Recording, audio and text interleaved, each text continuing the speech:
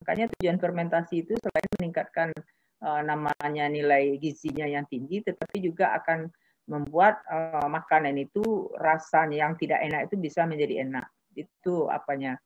Kemudian apalagi makanan yang menguntungkan bagi manusia?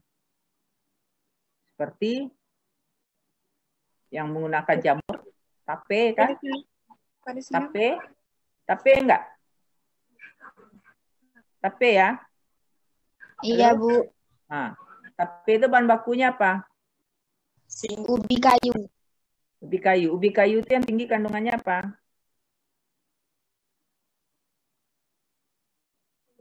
Karbohidrat, Bu.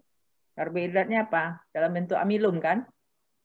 Dalam bentuk amilum. Jadi ada beberapa dalam pembuatan tape itu prosesnya itu bertingkat fermentasinya, tidak langsung aja dari kalau kayak tempe kan dari protein menjadi asam amino. Tapi kalau seandainya tape tadi dia dari amilum, bahan bakunya amilum itu dengan menggunakan beberapa jenis jamur, biasanya yang memiliki amilase yang tinggi itu adalah Rhizopus oryzae, Aspergillus oryzae.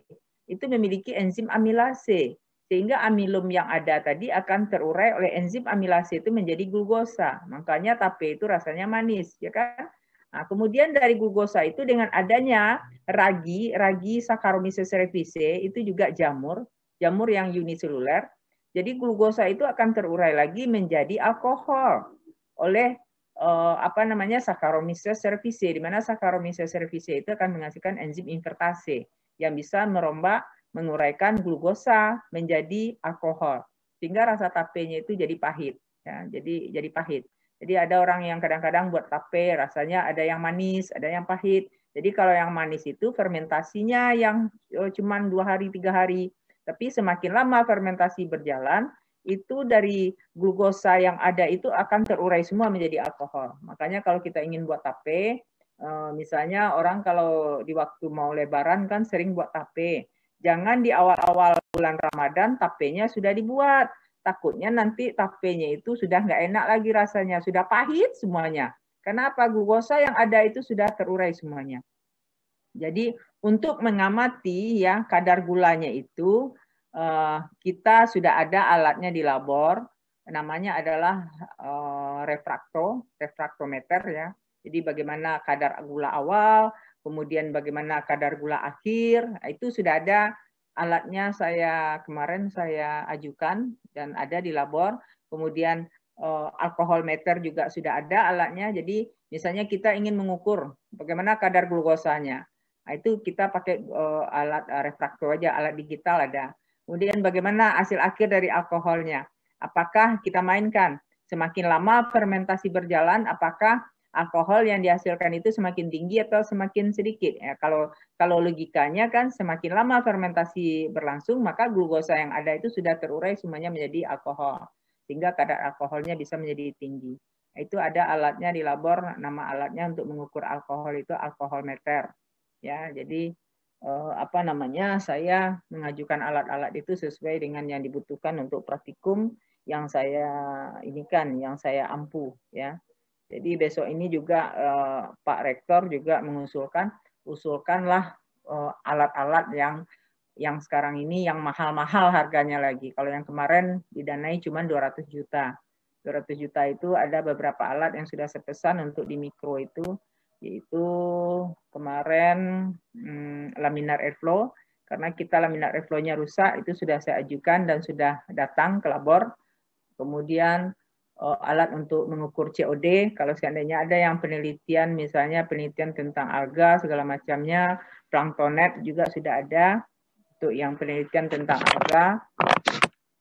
Kemudian yang ingin saya ajukan lagi adalah besok ini kalau memang rotary evaporator. Jadi alat rotary evaporator itu kalau ada mahasiswa yang ingin penelitiannya antimikroba, ya antimikroba dengan menggunakan misalnya ekstrak tanaman terhadap pertumbuhan daripada mikroba. Jadi ada antimikroba. Jadi rencananya itu yang akan saya ajukan lagi alatnya itu. Jadi kita nggak usah minjam-minjam lagi ke CRC dan segala macam. Tetapi kalau menurut pimpinan labor di pendidikan biologi itu sebetulnya itu hanya untuk praktikum katanya.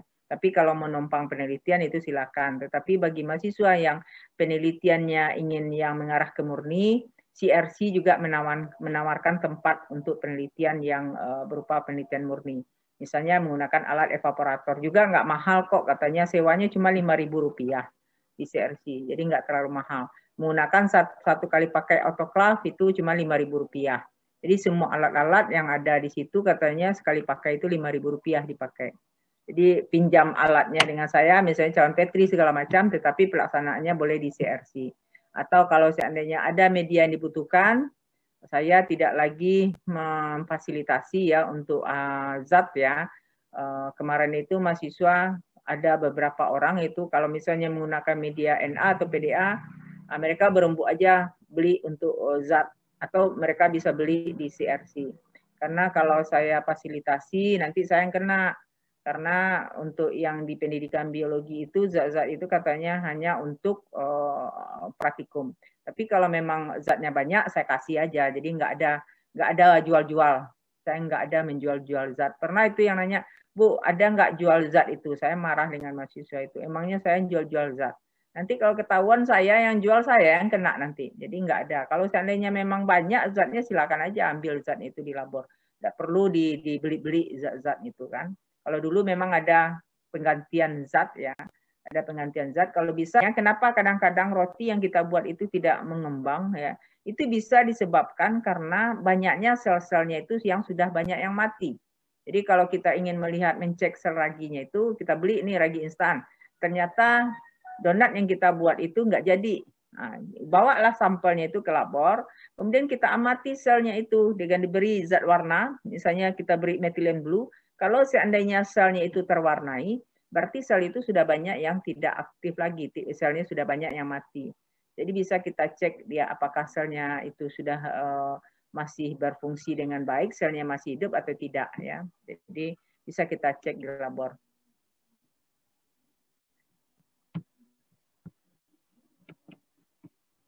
Kemudian ini yang sering kita konsumsi ya, seperti tadi ada jamur kuping, ada jamur merang, pleurotus dan sebagainya. Tetapi juga banyak yang menimbulkan parasit ya, menimbulkan penyakit. Jadi ada beberapa mahasiswa dulu juga yang melakukan penelitian, kebetulan dia orang Tungkal. Bu, di Tungkal itu ada kopi, Bu, tetapi kadang-kadang batangnya itu sering ini ditumbuhi oleh jamur sehingga produksi kopinya menurun. Makanya dia coba melakukan beberapa penelitian tentang mengidentifikasi jamur yang terdapat pada tanaman kopi. Nah, kemudian ada juga dari hasil yang didapatkannya beberapa jenis daripada jamur tersebut yang terdapat pada kopi, kemudian diberinya trichoderma. Jadi dengan diberi trichoderma, apakah trichoderma ini kita tahu sebagai agen pengendali hayati ya. Jadi dengan diberi trichoderma, apakah terhambat pertumbuhannya? Jadi dia mencoba juga, ada juga satu lagi yang penelitian terhadap anti jamur dengan memberikan trichoderma terhadap jenis jamur yang hasil identifikasi yang terdapat pada tanaman kopi tadi. Ini beberapa jamur yang menimbulkan patogen ya, menimbulkan penyakit ya. Kemudian kalau kita lihat lagi karakteristik daripada jamur ini, ya, jamur ini ada yang bersel satu uniseluler, ada juga yang bersel banyak atau multiseluler.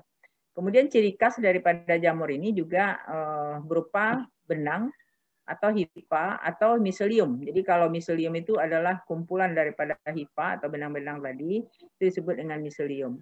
Kemudian kalau kita lihat hifanya itu ada yang bersepta, bersepta itu artinya bersekat. Jadi kalau kita ingin mengidentifikasi daripada suatu jamur, yang pertama sekali yang diamati adalah hifanya itu, ya, hifa atau miseliumnya itu. Apakah hifanya bersekat apa tidak, ya kan? Kemudian umumnya non motil, tidak berflagel, dan beberapa ada juga yang berflagel seperti adanya zoospora. Kemudian dia tergolong ke dalam eukariot tadi. Tadi sudah saya katakan selnya eukariot, artinya dia juga memiliki beberapa organel juga, tapi ada juga yang tidak sama seperti tumbuhan ya. Tetapi dia tidak punya organel kloroplas. Kemudian intinya ada yang banyak, ada yang satu cuman intinya. Jadi ada yang berinti banyak, multinukleat, ada yang satu inti. Kemudian tidak berklorofil, mengambil makanan dengan cara karena dia tergolong organisme yang heterotrof, maka dia dengan cara hidupnya parasit atau saprofit tadi juga sudah saya katakan. Kemudian dinding selnya ini terdiri dari kitin dan selulosa. Jadi berbeda dengan tumbuhan. Kalau tumbuhan terdiri dari apa? Dinding selnya. Tumbuhan? Tumbuhan dari apa? Hah? Tumbuhan dari apa? Dinding selnya? Halo? Halo? Kalau tumbuhan dinding selnya terdiri dari apa ya? Selulosa, Bu, sama protein. Selulosa, hemiselulosa, ya kan? Nah, kalau ini ciri khasnya ada kitinnya juga, ya. Nah, kemudian habitatnya itu hidupnya di mana-mana juga, di saprofit, ya. Kemudian ada yang bersimbiosis juga, ada yang parasit, ya. Jadi di mana-mana dia bisa hidup. Ini kalau kita lihat, ya, dia jamur yang ada bulat seperti ini. Kalau kita amati ya, kalau Rhizopus ya, Rhizopus itu ada yang disebut dengan sporangium. Yang bulat ini adalah sporangium. Sedangkan yang ini adalah hifa-hifanya. Jadi kalau kamu pada tempe ya, tempe itu kalau yang masih putih bersih itu sporanya itu belum terbentuk lagi itu. Pernah kan beli tempe tapi warnanya putih-putih bersih, ada kan? Nah kalau kita amati di bawah mikroskop itu sporanya itu belum terbentuk lagi itu. Tetapi kalau tempenya itu sudah putih kayak abu-abuan, maka sudah dibentuknya spora. Jadi sporanya itu dibentuk di dalam kotak spora, namanya sporangium namanya nih. Ini sporangium, kotak spora. Nah, tangkainya ini disebut dengan sporangiofor. Ini sporangiofor. Di dalam sporangium ini ada yang disebut dengan spora. Jadi sporanya itu karena dihasilkan dari sporangium namanya sporangiospora. Sporangiospora. Jadi spora yang dihasilkan dari sporangium itu namanya sporangiospora. Ya, ini kotak spora namanya atau sporangium. Ini kalau kita lihat secara mikroskopis ya. Nah, ini kalau dianggap nih hifa. Jadi tadi hifanya itu ada yang bersekat, ada yang tidak bersekat hifanya.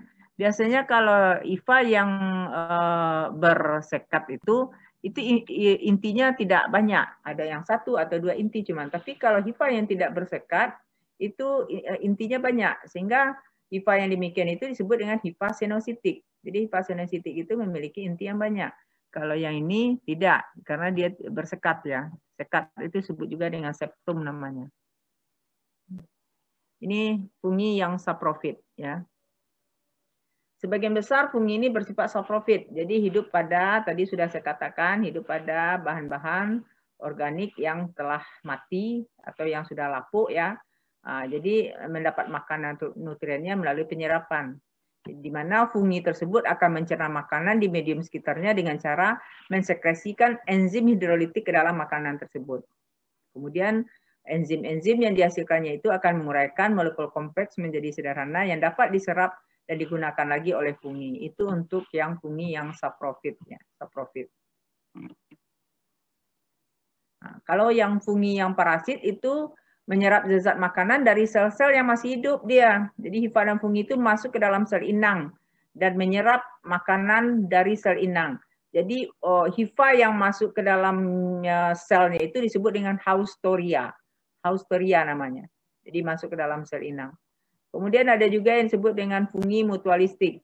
Kalau fungi mutualistik itu menyerap makanan dari inang tetapi membalaskannya dengan fungsi yang menguntungkan bagi pasangannya dalam hal tertentu. Misalnya membantu suatu tumbuhan dalam proses pengambilan mineral. Seperti contohnya mikoriza misalnya. Pernah kan mendengar mikoriza? Pernah enggak? Pernah? Mikoriza, jadi ada banyak penelitian mikoriza itu. Ya, mikoriza. Kemudian reproduksi. Kalau kita lihat cara perkembangbiakan secara umum daripada jamur ini, dia menghasilkan yang disebut dengan spora.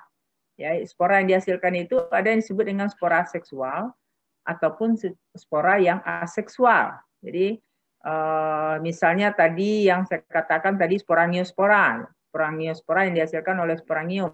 Itu spora yang dihasilkan itu adalah spora aseksual. Tapi ada juga spora yang dihasilkan dari hasil spora seksual, misalnya zigospora misalnya. Nah, itu spora yang seksual. Kemudian spora ini dihasilkan dalam satu atau dari struktur hifa yang terspesialisasi, ya, ketika kondisi lingkungannya memungkinkan. Nah, kemudian kadang-kadang spora itu pecah dari sporangium, kemudian terbawa oleh angin dan tumbuh pada tempat yang kondisinya habitatnya itu disenangi atau lembab, maka dia akan berkecambah, biasanya akan membentuk individu baru, ya. Jadi itu biasanya kalau yang spora aseksual. Jadi ada beberapa spora perkembangbiakan daripada jamur yang secara aseksual ini. Ada yang dengan dihasilkannya tunas, ya. Contohnya itu blastospora. Jamurnya Saccharomyces cerevisiae. Jadi Saccharomyces cerevisiae ini adalah uniseluler, di mana pada bagian daripada salah satu sisi daripada sel Saccharomyces itu akan membentuk semacam tunas, ya, atau budding yang disebut dengan blastospora. Contohnya adalah Saccharomyces, ya. Saccharomyces. Nah dia. Nah ini Saccharomyces. Jadi bentuknya itu uniseluler. Kemudian pada salah satu sisinya akan membentuk semacam budding, ya, atau spora, atau disebut juga dengan spora. Spora ini nanti akan terlepas, nanti blastospora ini akan terlepas, nanti akan membentuk individu baru. Itu yang disebut dengan blastospora, ya. Kemudian bisa juga dengan cara fragmentasi. Apa arti fragmentasi? Fragmentasi apa artinya? Fragmen. Artinya apa? Patah. Ya, terjadinya pemotongan, pemutusan atau pematahan daripada hifa. Jadi hifa tadi itu akan terputus. Nah, hasil daripada potongan hifa yang terputus itu nanti akan membentuk individu baru. Nah, itu dengan cara aseksual, ya. Nah, kemudian bisa juga dengan cara membentuk berbagai macam-macam spora aseksual, misalnya ada yang disebut dengan oidium atau arthrospora, itu dibentuk dari pematahan daripada hifa. Jadi arthrospora ini oidiospora, kalau dia bulat bentuknya ini kotak-kotak. Ini dari pemotongan daripada ini hifa-hifa yang terputus-putus tadi juga. Nah, ini disebut dengan arthrospora, dibentuk dengan pematahan hifa juga. Ada juga yang disebut dengan chlamydospora. Ya, chlamydospora ini di mana dia dibentuk di tengah atau di ujung hifa dan berdinding tebal. Ini chlamydospora. Ini bisa juga di tengah atau di ujung, jadi membentuk membesar hifanya ini, kemudian terlepas akan membentuk individu baru, ya. Kemudian ada juga dengan cara tadi sudah, ya, dengan cara blastospora seperti contohnya pada Saccharomyces cerevisiae. Kemudian bisa juga dengan cara sporangiospora tadi seperti yang saya katakan tadi pada Rhizopus contohnya, ya. Sporangiospora itu dibentuk di dalam sporangium, ya, tadi. Nah, bisa juga dengan conidia. Jadi conidia itu sebetulnya sama dengan spora. Cuman kalau conidia ini dibentuk oleh conidiofor, kalau sporangiospora ini dibentuk oleh sporangiofor. Conidia. Ini cara perkembangbiakan daripada jamur dengan cara aseksual. Ya, bisa dengan blastospora, chlamydospora, arthrospora, dan sebagainya. Ya, yang tadi Rhizopus tadi, ya. Nah, ini contohnya adalah jamur mikroskopis, ya. Aspergillus, ya, di mana di sini di bagian ujung-ujung daripada ini conidia yang menempel nih. Ini tempat menempelnya itu adalah ini violet, ya, violet. Ya, tapi apa namanya?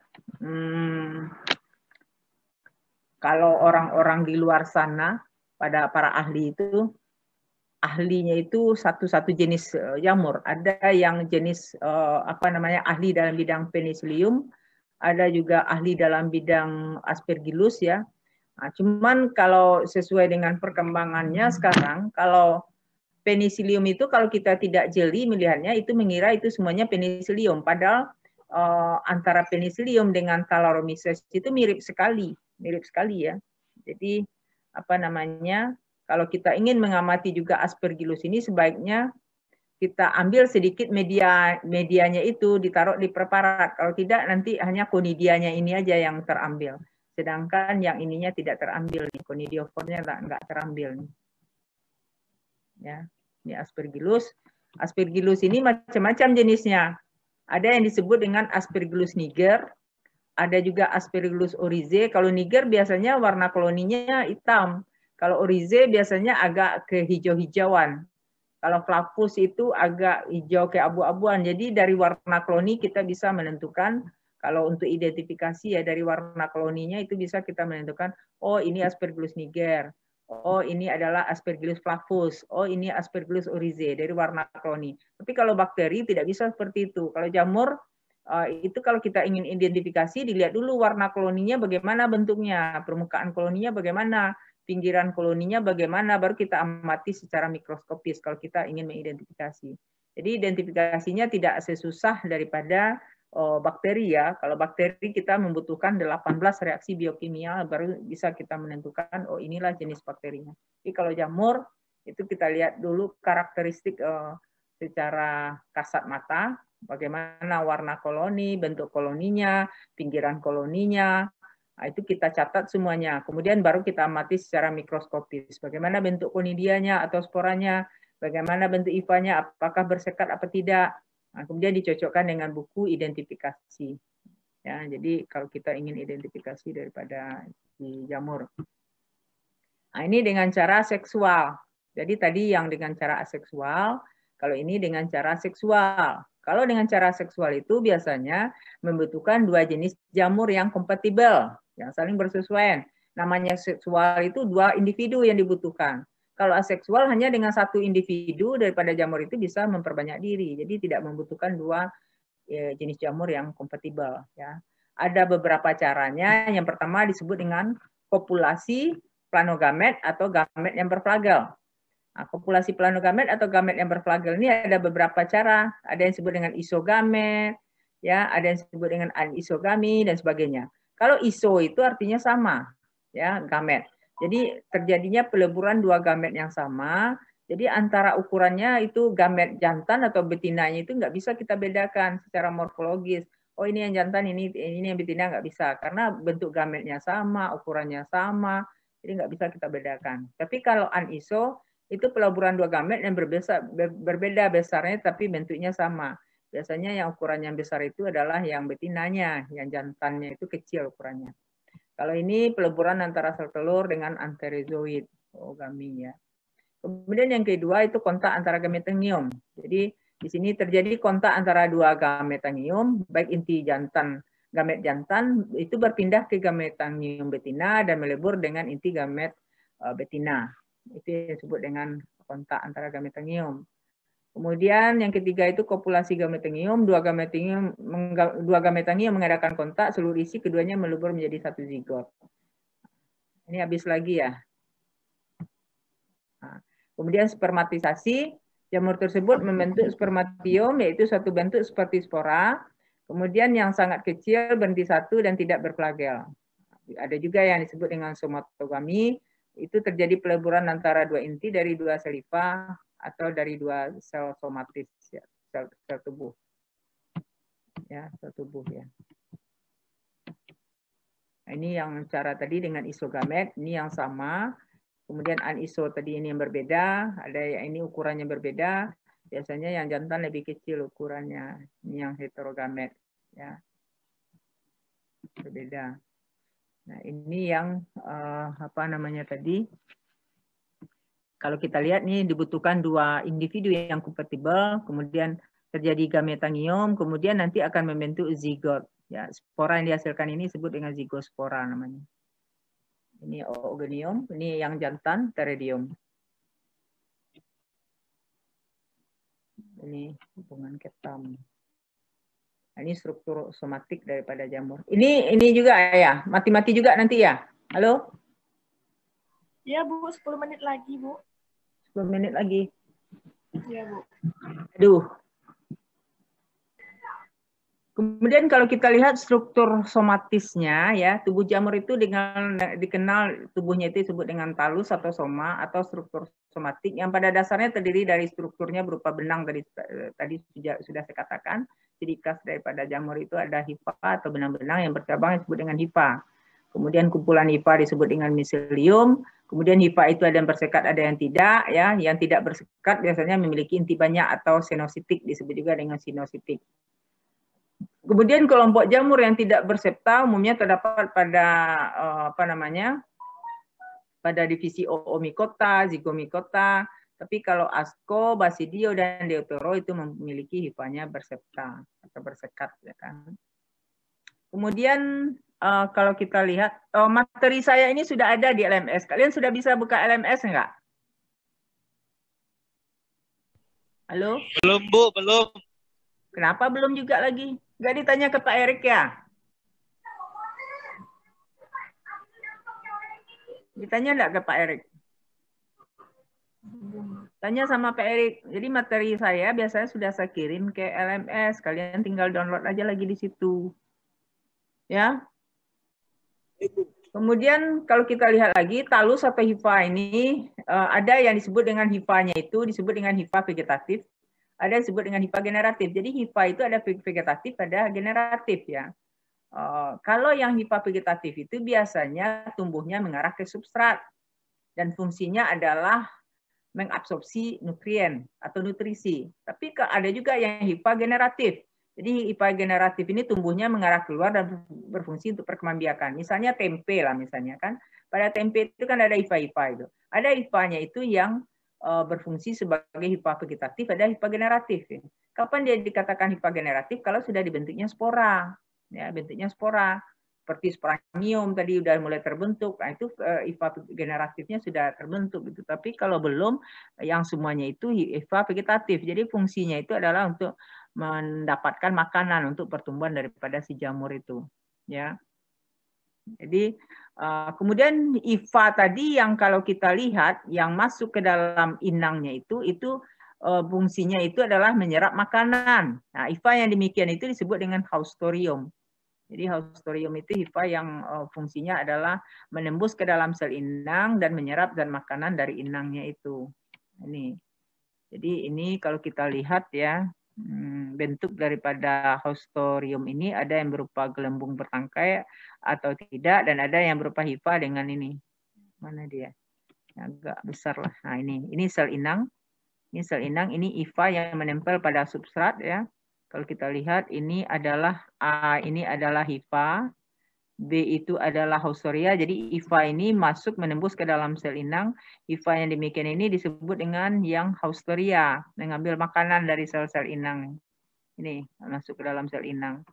Jadi ini sel tempat dia menempel substratnya. Kalau seandainya ini adalah sel daripada ini kacang kedelai, maka hifa-hifa pada jamur tempe itu nanti akan masuk ke dalam ini, menembus daripada kacang kedelai tadi. Makanya kacang kedelai itu harus dikupas kulit arinya, direbus supaya hifa-hifa ini bisa menembus ke dalam sel. Karena kulit kacang kedelai itu kan cukup keras ya kan. Jadi untuk mendapatkan makanan itu dari hifanya itu yang masuk ke dalam sel inang yang disebut dengan haustoria tadi.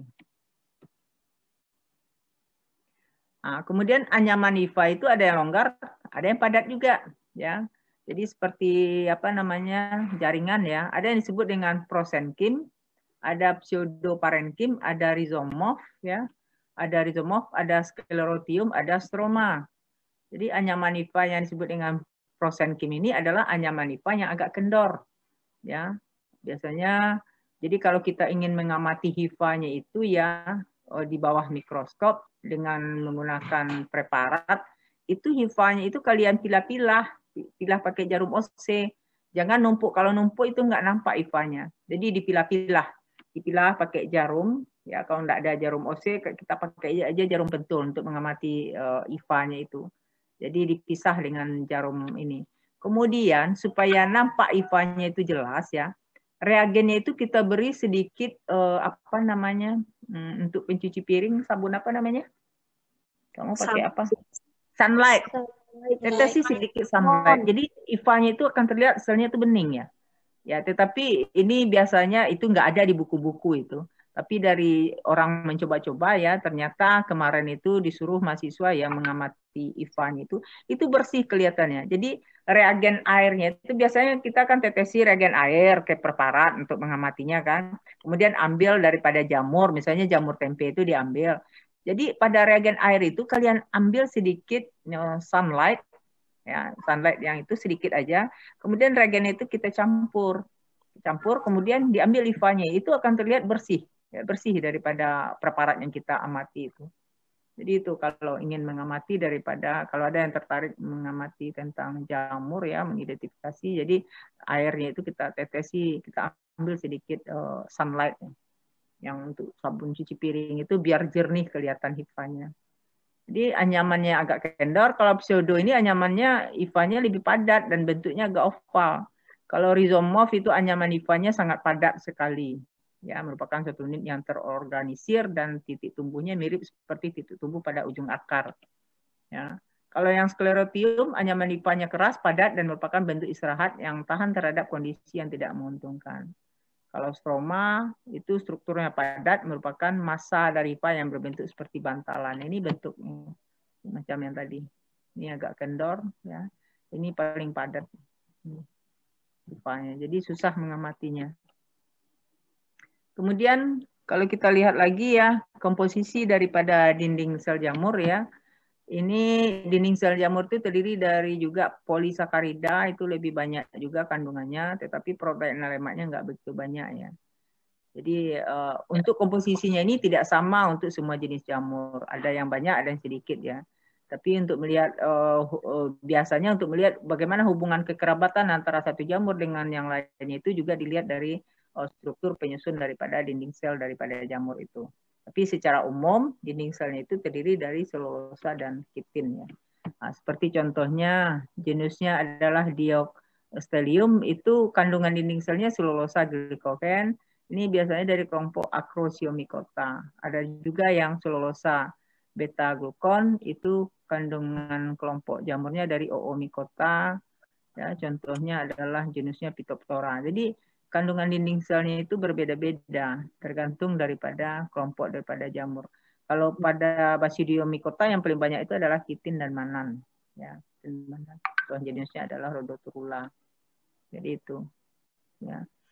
Kemudian kalau kita lihat ya di alam jamur parasit itu biasanya memperoleh makanan dengan cara menginfeksi organisme hidup.